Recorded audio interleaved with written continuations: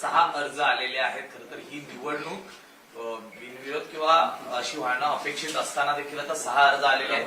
काय नेमकं नाही, खरं म्हटलं तर राष्ट्रवादी शरद पवार पक्षाच्या वतीने कुठल्याही प्रकारचा आम्ही उमेदवार देणार नाही. तिथे आम्ही बिनविरोध करण्याच्यासाठी प्रयत्न करू. हीच खरी अजितदादांना श्रद्धांजली असेल. आणि मला वाटतं की पक्षाच्या वरिष्ठ नेत्यांनी आम्ही असं चर्चा करून ठरवलेलं आहे की तिथं आपण उमेदवार द्यायचा नाही. उमेदवार दिल्यानंतर सुनेत्रा ताईंना मदत करणार का तुमच्याकडनं जर असं काही लढाई झालीच तर? खरं तर बिनविरोध होण्याची शक्यता आहे, पण अजून बिनविरोध वगैरे होण्याचे फॉर्म भरतात. फॉर्म भरल्यानंतर मग त्याची प्रक्रिया सुरू होते, माघार घ्यायची प्रक्रिया होते. त्यावेळेला बिनविरोध होईल. मला वाटतं बिनविरोध होईल अशा प्रकारची मला विश्वास आहे. राहुरीचं काय कंडिशन असणार आहे? राहुरीच्या बाबतीमध्ये आता आम्ही चर्चा करू आणि चर्चा करून त्यांनी आता उमेदवार भाजपने जो दिलेला आहे त्या भाजपच्या समोर उमेदवार द्यायचा का काय द्यायचा त्याची चर्चा करून आम्ही निर्णय घेतो. राष्ट्रवादीची जी घटना होती अजित पवार ती घटना बदलली गेलेली आहे आणि त्याबाबत सुनील तटकरे असतील किंवा प्रफुल्ल पटेल असतील यांनी सुनेत्रा पवार यांना स्पष्टीकरण दिले, पण ते समाधानी नाहीत अशा प्रकारची माहिती आहे. तुमच्यापर्यंत काय माहिती आहे? घटना बदलली नाही, मी काल याच्यावर स्टेटमेंट दिलेलं. आता परत त्या स्टेटमेंट देणं बरोबर नाही. मला वाटतं की ही घटना बदललेली अशी चर्चा बाहेर आलेली आहे. त्यामध्ये 2 जे आहे सेल आहेत ते रद्द करण्यात आले किंवा बदललेले आहेत.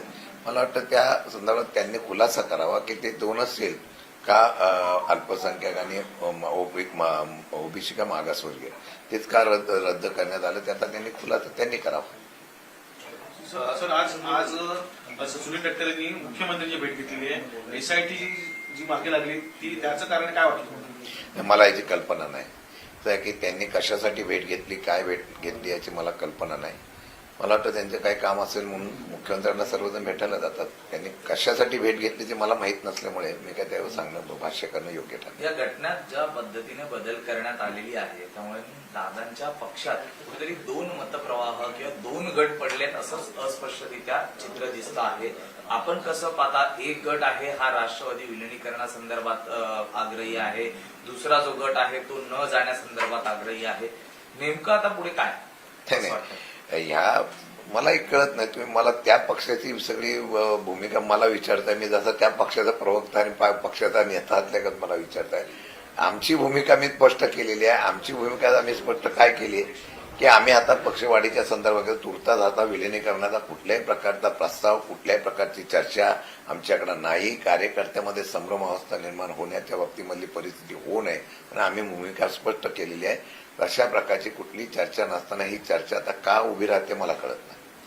सर, एक महत्वाचा मुद्दा आहे का आता खरं विषय ताजा असतानाच महापौरांनी एक मोठा मुद्दा आणला का माझा आवाज आहे तो एका गुरुजींमुळे व्यवस्थित झालेला आहे. मी सांगितलं की खरं म्हटलं तर महापौरांनी अशा प्रकारचं भाष्य केलं असेल आणि तशा प्रकारे चर्चा केली असेल तर मला वाटतं आता अंधश्रद्धा निर्मूलन कायदा मागच्या वेळा आणलेला तो फार कडकपणे अंमलबजावणी करण्याच्या बाबतीमधले राज्य सरकारला निर्णय घ्यावा लागेल. आता राज्यकर्ते जर अशा प्रकारची भाषा करायला लागली तर मला वाटतं की ते कितपत योग्य आहे याचा त्यांनी त्याचाच विचार करावा. एलपीजीचा तोटा भरून काढण्यासाठी किंवा एलपीजीचा धोका पाहता सरकारने आता पावलं उचलायला सुरुवात केली आहे. पीएनजी म्हणजे जी पाईपलाईन आहे ती लवकर देणार. 3 महिन्याच्या आत आता पाईपलाईन देणार आहे. तुम्ही फक्त अपील करा. आणि त्याचबरोबर आता प्रत्येक जो नवीन जी इमारत बांधणार त्यांना पीएनजी कंपल्सरी करण्यात येणार आहे. हे पहिलाच हा निर्णय आहे, पहिलाच नियम आहे. नवीन काय त्याच्यामध्ये? आता शॉर्टेज आल्यानंतर हे मागच्या वेळेला ठरलं होतं की मुंबई किंवा इतर शहरामध्ये पहिल्या प्रथम कनेक्शन गॅस कनेक्शन पाईपद्वारे द्यायचं हा पूर्वीचाच निर्णय आहे. परंतु ते करत असताना त्या असलेल्या कंपन्यांची अपूर्ण असलेली योजना असेल किंवा तिथं त्यांच्यामध्ये त्यांना ते करण्यासाठी वेळ का लागला हे त्यांनी खुलासा करावा. माझ्या माहितीप्रमाणे आता राज्य सरकार असं खुलासा करून सांगतं की आम्ही अशा प्रकारची कंपल्सरी कनेक्शन घ्यायची. लोक कधीही घ्यायला तयार आहेत. तुमच्याकडूनच विलंब झाला हा त्यांचा दोष नाही. त्याचा विलंबाचं कारण काय हे त्यांनी सांगावं. आणि मला वाटतं की आता कनेक्शन त्या ठिकाणी देण्याच्या बाबतीमध्ये निर्णय होत असेल आणि तशा प्रकारची अंमलबजावणी करत असतील तर मला वाटतं ते लोकांनी सुद्धा स्वीकारलं पाहिजे. सर, राहुरीमधून आपल्या पक्षाचे प्रोजेक्ट तात्पर्य नावाची चर्चा मी आता सांगितलं की मी त्याच्या बाबतीमध्ये वरिष्ठांची आणि त्यांच्याशी चर्चा करून मग आम्ही त्याप्रमाणे निर्णय घेऊ. सर, तुम्ही रेग्युलर बैठका सुरू आहेत आणि जिल्हानिहाय किंवा वेगवेगळ्या प्रांतनिहाय तुम्ही बैठका घेतात. काय बैठकीचं कारण आहे? मोटिव्ह घ्यायचं मग गेल्या काही महिन्यापासून अध्यक्ष झाल्यानंतर सातत्याने आम्ही निवडणुकीमध्ये सगळेजण व्यस्त होतो. आता पक्ष संघटना मजबूत करणे आणि पक्ष संघटनेमध्ये असलेल्या सर्व गोष्टीच्या बाबतीत सगळ्या जिल्हावाईज असलेल्या नेत्यांशी पदाधिकाऱ्यांची चर्चा करून संघटना म्हणून कार्यरत करण्याच्या बाबतीत मला आम्ही निर्णय घेतलेला आहे. त्यामुळे 2-4 दिवस आम्ही तशा बैठका घेतलेल्या आहेत. परत फ्रंटलच्या बैठका आमच्या होतील आणि नंतर पक्ष संघटना मजबूत करताना विभागवाईज जिल्हावाईज आमच्या दौरे होतील. पहिला पाया मजबूत जर संघटनेचा झाला, जे पदाधिकारी कार्यरत आहेत काही सोडून गेले असतील त्यांचा विषय सोडून नवीन कार्यकर्ते आणि नवीन पदाधिकारी, त्यावर आत्ता कार्यरत असलेले ऍक्टिव्ह पदाधिकारी, आता रस्त्यावरची लढाई लढायची असेल तर तसा पदाधिकारी ऍक्टिव्ह पाहिजे, तशा प्रकारची बांधणी आम्ही करतो. सर, एक मराठी माणसाचा मुद्दा आहे. दादर रत्नागिरी ट्रेन ही आता वेस्टर्न लाईनवर धावणार आहे आणि जी दादर परेलची मंडळी त्यांनी आता अपील केलेली आहे की दादरमध्ये पुन्हा चालू करा, पण ती होत नाहीये. कसं होतं? केंद्र सरकारकडे अशा पद्धतीची मागणी करण्याच्या बाबतीत मला निर्णय घेणं गरजेचं आहे. अधिवेशन चालू आहे, आपल्या माध्यमातून हा विषय आलेला आहे. मी स्वतः आमच्या खासदारांशी, सुप्रियाताईंशी वगैरे बोलून याच्यात लक्ष घालण्याच्या संदर्भातला निर्णय घ्यायला लागेल. सर, गेल्या काय अर्थसंकल्प अधिवेशनाच्या शेवटच्या दिवशी साताऱ्याचा जे काही प्रकरण घडलं त्याबाबत तुम्ही तक्रार केल्या हे सगळं झालं. आता मुख्यमंत्री साताऱ्याच्या दौऱ्यावर म्हणजे रविवारी किंवा सोमवारी ते तिकडे साताऱ्याला जाणार आहेत.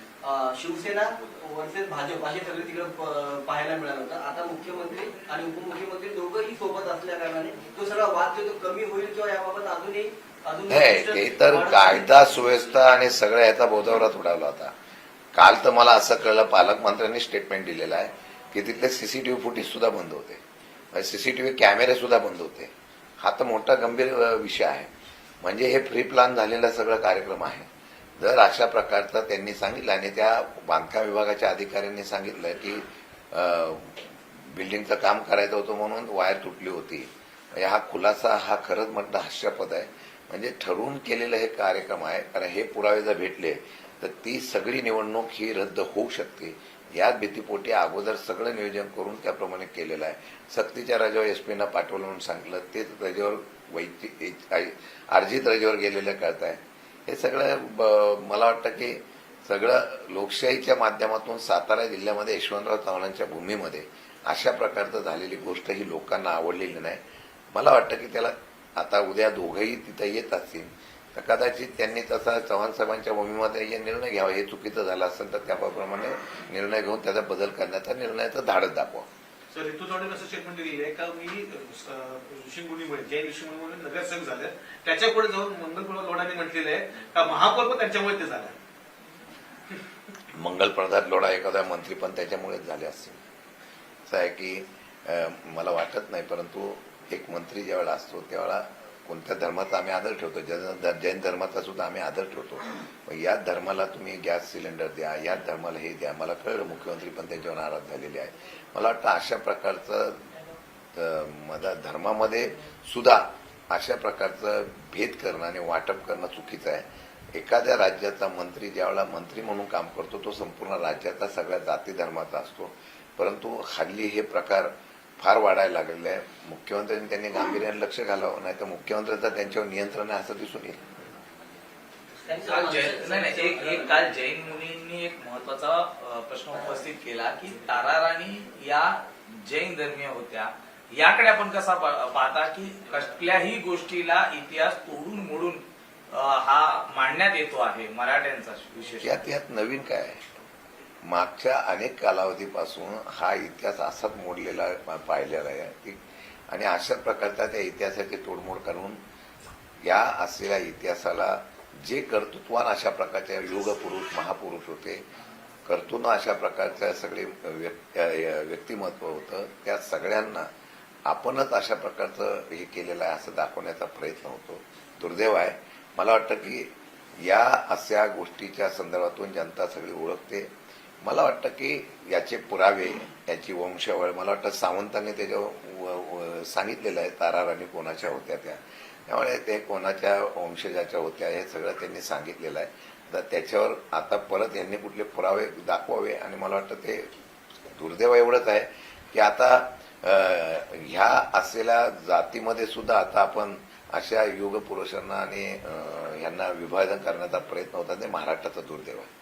सर गंभीर याच्यामध्ये बाब ही आहे, कारण हे सगळं ते मुली बोलत असताना मंत्री असतील, आमदार असतील किंवा लोकप्रतिनिधी असतील ते समोर बसलेले असतात आणि याबाबत ते लोक आक्षेप घेत नाही. गंभीर बाब ही. त्यांना तो खुलासा विचारायला पाहिजे ना की जर एखाद्या राणी तारा राणीसारख्या पराक्रमी राणींचा या ठिकाणी ज्यावेळेला उल्लेख केला जातो त्यावेळेला त्या असलेल्या बाबतीमध्ये त्यांनी त्याचा खुलासा लगेच करणं गरजेचं होतं, पण ते तिथं बोलले नसतील तर हे महाराष्ट्राचं दुर्दैव आहे. सर लोढा साहेबांनी जनसमाजाला ते गॅस आपूर्ती करा, सिलेंडर द्या, त्या सर्व पत्रपत्र लिहिलं होतं, पण आज मनसेच्या लोकांनी लोढा साहेबांना पत्र देण्यासाठी गेले होते की हनुमान जयंतीला आम्हाला गॅस द्या. मग पोलिसांनी त्यांना आधीच अटक केलेली आहे, त्यांना पत्र देण्याची मुभा पण दिलेली नाही. ते मग हनुमंताने कोपावं. असं आहे की हनुमान जयंतीच्या निमित्ताने जर या ठिकाणी अशा प्रकारची मागणी करायला कोण गेला असेल तर मारुतीरायाने महाप्रसादाला ज्यांनी ज्यांनी मदत करणं त्याच्यावर कोपावं असं मला वाटतं.